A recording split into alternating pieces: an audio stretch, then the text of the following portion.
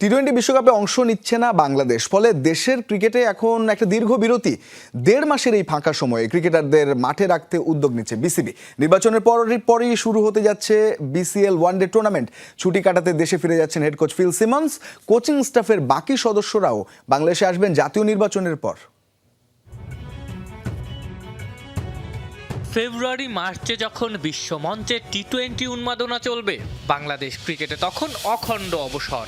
নিরাপত্তা ঝুঁকিতে টি-20 বিশ্বকাপ খেলতে ভারতে যেতে রাজি হয়নি বাংলাদেশ। আইসিসির সিদ্ধান্তে বিশ্বকাপেও জায়গা হয়নি টাইগারদের। ফলে প্রায় মাস দেড়েক মাঠের ক্রিকেটে কোনো ব্যস্ততা নেই সাইফ মুস্তাফিজদের। লম্বা বিরতিতে ক্রিকেটারদের জন্য নতুন টুর্নামেন্টের পরিকল্পনা করছে বিসিবি। বুধবার বিসিবিতে একটা সভা করেছে ক্রিকেট অপারেশনস বিভাগ। সেই সভায় প্রাথমিক সিদ্ধান্ত এসেছে, জাতীয় নির্বাচনের পর বিসিএল ওয়ানডে টুর্নামেন্ট আয়োজন করবে বাংলাদেশ ক্রিকেট বোর্ড। ফলে 2 আসর বিরতি দিয়ে মাঠে গড়াতে যাচ্ছে এই টুর্নামেন্ট। এই টুর্নামেন্টের সম্ভাব্য ভেন্যু হিসেবে ভাবা হয়েছে রাজশাহী ও বগুড়াকে।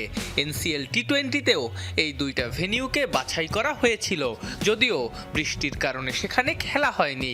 এই টুর্নামেন্টে জাতীয় দলের প্রায় সব ক্রিকেটারই খেলবেন, সেজন্য ম্যাচ ফিও বাড়ানোর সিদ্ধান্ত নিচ্ছে বিসিবি।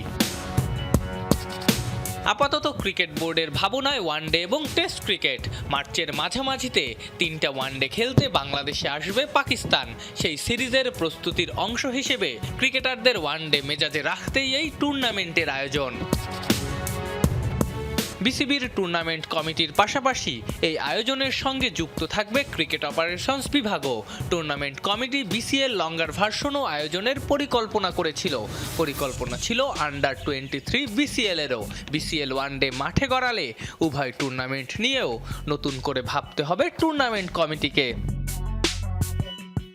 এদিকে ক্রিকেট অপারেশনসের সভায় উপস্থিত ছিলেন হেড কোচ ফিল সিমন্স। দ্রুতই দেশে ফিরে যাবেন সিমন্স, ফিরবেন নির্বাচনের পর। কোচিং স্টাফের বাকি সদস্যরাও বাংলাদেশে আসবেন জাতীয় নির্বাচনের পর। আফনান পিয়াল, যমুনা স্পোর্টস, ঢাকা।